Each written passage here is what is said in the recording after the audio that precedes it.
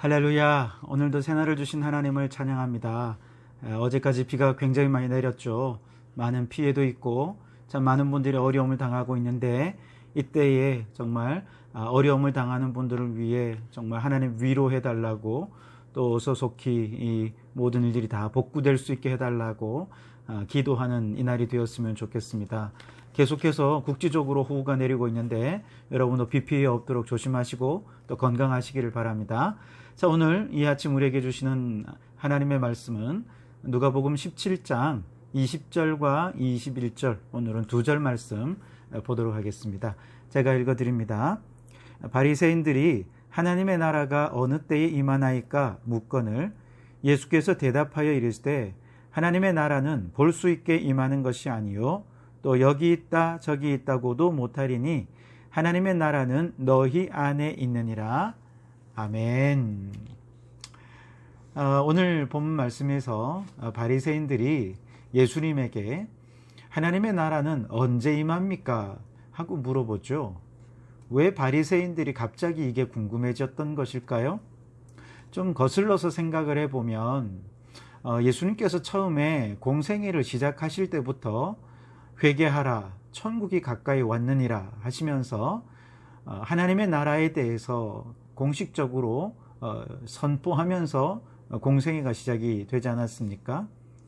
그리고 그 후에도 끊임없이 하나님의 나라에 대해서 비유로 가르치셨고, 또 70인의 제자들을 파송하실 때는 하나님의 나라가 가까이 왔다 하라 하면서 전도의 핵심적인 내용이 바로 하나님의 나라였습니다.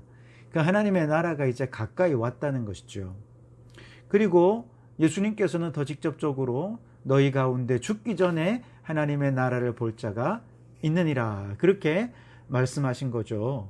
그러니까 바리새인들이 볼 때는 분명히 하나님의 나라가 가까이 왔다고 했는데, 도대체 예수님이 말씀하시는 그 하나님의 나라는 언제 오시는 거냐, 궁금하지 않을 수 없습니다. 그래서 바리새인들이 예수님께 도대체 하나님의 나라는 언제 임하는 겁니까? 하고 물어봤던 것이죠. 그러자 예수님께서는 오늘 말씀에서 하나님의 나라는 볼 수 있게 임하는 것이 아니요 또 여기 있다 저기 있다고도 못하리니 하나님의 나라는 너희 안에 있느니라, 그렇게 말씀을 하시죠. 여기서 몇 가지 좀 생각을 해보면, 우선 하나님의 나라는 볼 수 있게 임하는 것이 아니다, 이 말씀은 무슨 말일까요? 영적으로 임하기 때문에 육안으로 볼 수 없다, 이런 의미일까요?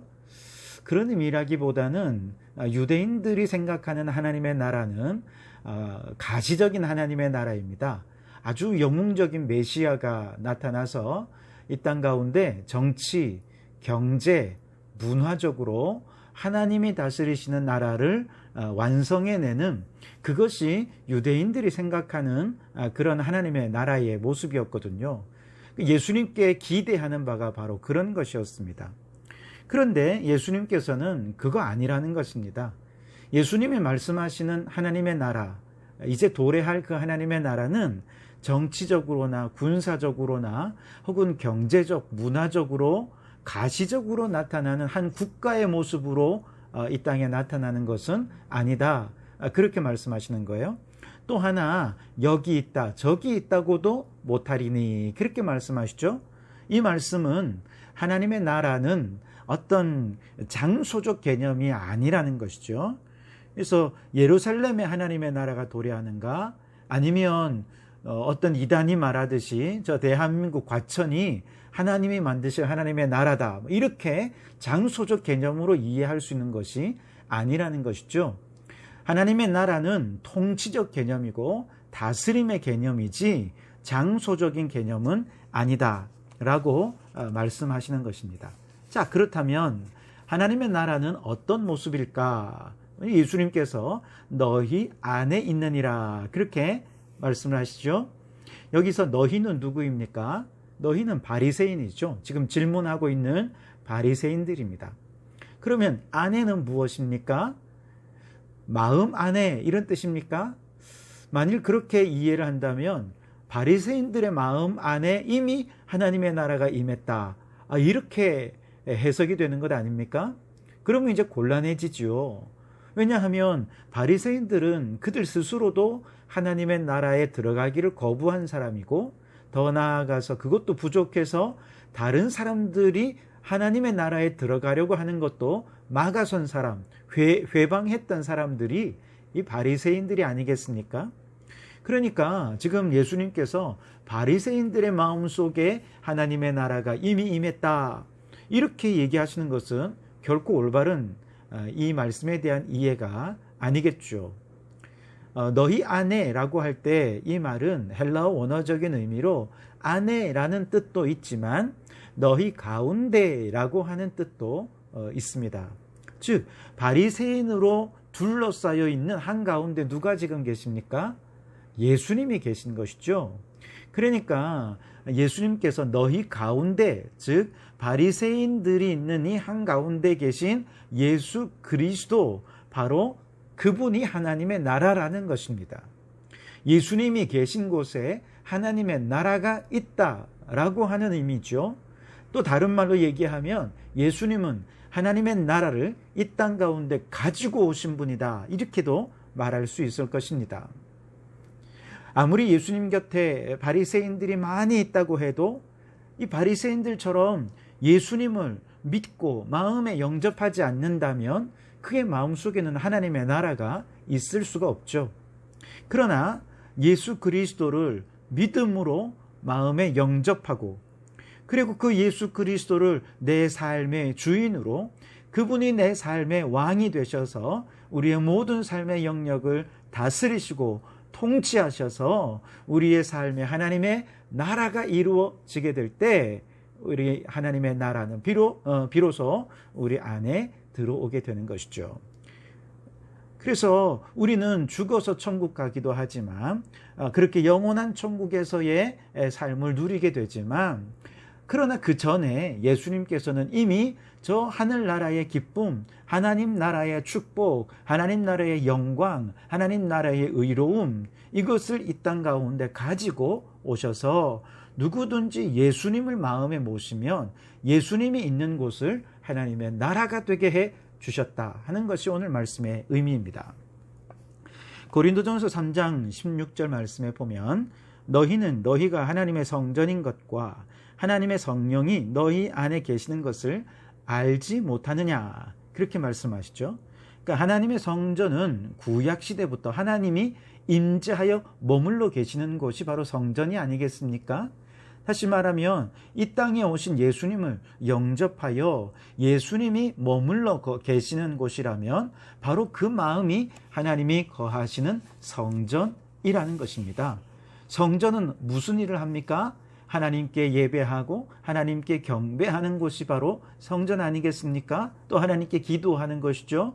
그러니까 그 마음에 예수님을 모시고 날마다 하나님을 찬미하고 하나님을 예배하고 하나님과 기도하며 영적 교제를 나누는 바로 그 사람의 마음이 하나님의 나라다, 그렇게 얘기할 수 있는 것이죠. 자, 이처럼 하나님의 나라가 이루어지는 곳에는 어떤 일들이 벌어지게 될까요? 유대인들이 기대하는 것처럼 정치적으로, 경제적으로 혹은 군사적으로 무언가가 변화가 일어나는 것일까요? 물론 넓게 보면 그것도 포함이 되는 것이기도 하겠습니다만, 그러나 더 궁극적인 변화가 일어나는데요.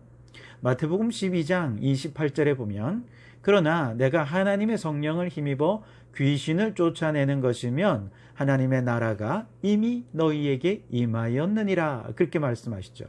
그러니까 예수님을 내 마음에 모시고 예수님이 내 삶을 다스리시고 통치하셔서 주인이 되어주시면 내 마음속에 있던 사단 마귀의 세력이 쫓겨나고 무너지게 된다는 것이죠. 놀라운 영적 승리가 바로 하나님의 나라가 임하는 그곳에 벌어지게 되는 것이죠. 고린도전서 6장 19절 20절 말씀에 너희 몸은 너희가 하나님께로부터 받은 바 너희 가운데 계신 성령에서 전인 줄을 알지 못하느냐? 너희는 너희 자신의 것이 아니라 값으로 산 것이 되었으니 그런즉 너희 몸으로 하나님께 영광을 돌리라, 그렇게 말씀하시죠. 그러니까 하나님의 나라가 이루어진 사람의 인생은 온 몸과 온 삶으로 하나님께 영광을 돌려드리는 그런 삶을 살게 되는 것이죠. 그러니까 하나님께 영광, 이것이 하나님이 그 삶의 주인 되는 인생의 삶의 이유가 되고 삶의 목적이 된다고 그렇게 말씀하고 있는 것이죠. 여러분, 삶의 목적이 변화되고 방향이 달라지는 엄청난 변화가 예수님이 임재하는 하나님의 나라가 이루어지는 그곳에서 일어나게 된다는 것입니다. 로마서 14장 17절 말씀에도 보면요, 하나님의 나라는 먹는 것과 마시는 것이 아니요 오직 성령 안에 있는 의와 평강과 희락이라, 그렇게 말씀하시죠. 그러니까 하나님의 나라가 그에게 임재하여질 때에 그저 육적으로 잘 먹고 잘 살고 성공하고 출세하고 뭐 그렇게 하는 그것을 누리는 삶에 그치는 것이 아니라 하나님께서 다스리시고 통치하게 되면 바로 그곳에 정말 놀랍게 하나님의 의, 하나님의 평강, 하나님의 희락이 그 안에 가득하게 된다는 겁니다. 조금 더 구체적으로 얘기해 보면 구원받은 하나님의 자녀로 하나님의 뜻에 따라서 살면서 의롭고 또 올바르게 살아가게 될 때, 아, 저 사람 안에 하나님의 나라가 있구나, 우리 그렇게 알 수 있다는 것입니다. 또한 예수 그리스도로 말미암아 죄 사함을 받아서 하나님과 원수 되었던 우리가 이제 하나님과 화목하게 되면서 그 마음에 평강이 임하게 되었을 때, 나아가 이러한 하나님과의 샬롬, 하나님과의 평강이 이웃들과의 관계 속으로 확대되어서 주변 사람들과 평강 속에 살아갈 수 있게 되었을 때, 아하, 저 사람은 하나님의 나라가 그 속에 있는 사람이구나, 우리 그렇게 이야기할 수 있을 거라는 겁니다. 게다가 내 안에 계신 성령님께서는 희락의 영이십니다. 그래서 내 안에 예수님께서 영으로 들어오시면 우리 안에 늘 기쁜 마음을 주십니다. 그래서 항상 기뻐하라, 그렇게 말씀하시는 이 말씀대로 우리는 그렇게 살아갈 수 있게 되는 것이죠.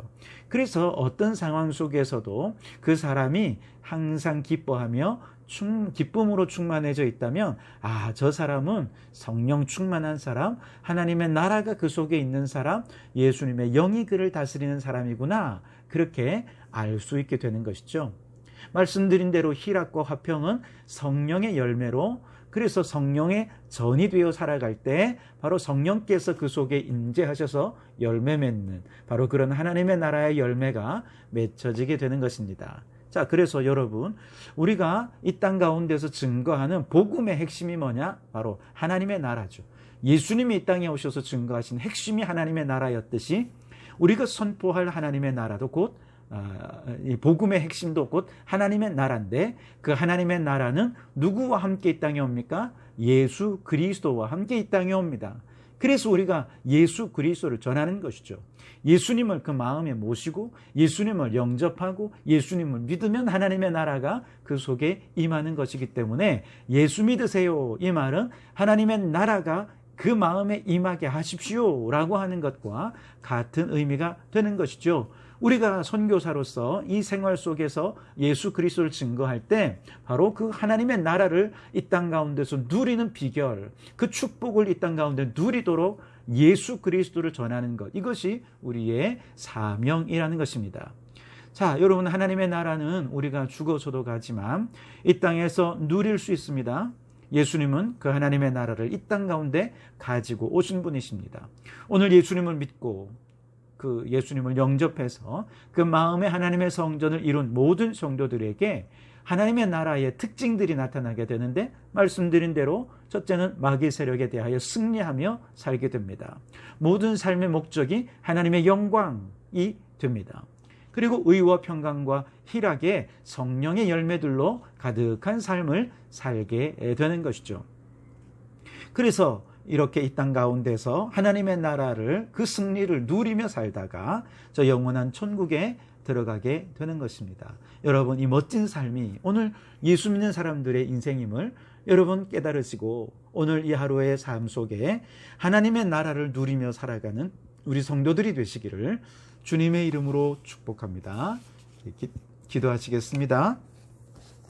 하나님, 감사합니다. 오늘도 이 새벽에 주님께서 깨우시고 우리와 교제하기 원하셔서 우리를 기도의 자리로 나오게 하시니 감사합니다. 나 같은 죄인 살려주시고 구원해 주신 것도 감사한데 우리의 마음을 성전 삼고 우리 마음에 하나님의 나라를 가져와 주시니 너무나 감사합니다. 오늘 우리의 삶이 하나님의 나라가 임한 자로서 날마다 마귀를 대적하여 승리하며 살고 하나님의 영광을 위하여 살며 언제나 의와 평강과 희락의 성령의 열매를 가득 맺으며 살아가는 저희들이 되게 해 주시옵소서. 하나님, 이 장마로 인해 많은 피해가 있습니다. 너무나도 안타깝습니다. 하나님께서 상처 입은 사람들의 마음을 위로해 주시고 어소속히 이 어려움이 복구될 수 있도록 은혜를 베풀어 주시옵소서. 이 모든 것이 온난화의 정말 인간의 탐욕으로 말미암아 생긴 이 죄악의 결과인 것을 우리가 깨닫습니다. 우리 인간들이 이 자연의 재난 앞에 겸허해지고 겸손해지게 하시고 하나님의 이 동산인 이 자연을 잘 다스리고 또 잘 가꾸어가는 그런 저희들이 될 수 있도록 인도하여 주옵소서. 이 모든 일들의 믿음의 사람들이 앞장서게 도와주시옵소서. 오늘 이 하루도 주님과 동행하며 하나님의 나라를 누리며 살기를 간절히 소원하오며 예수님 이름으로 기도하옵나이다. 아멘.